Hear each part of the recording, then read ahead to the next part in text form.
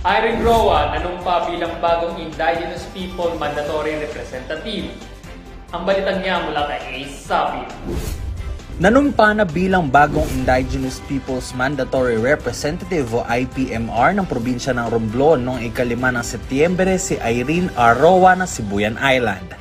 Ang panunumpa ay ginanap sa Magsaysay Park Capitol sa bayan ng Romblon, kung saan dumalo ang mga katutubong miyembro mula sa mga tribong Ati, Bantuanon at Sibuyan Mangyan Taga-Bukid.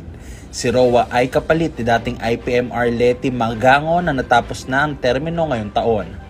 Ayon sa National Commission on Indigenous Peoples o NCIP Sibuyan, nagpahayag ng malalim na pasasalamat ang komunidad ng Sibuyan Mangyan Taga-Bukid para sa makasaysayang sandali na ito.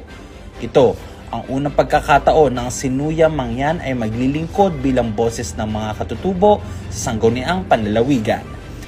Sa ngalan ni Paul Jason Falls, ako po si Ace Sapit para sa PIA Mimaropa News on the Go.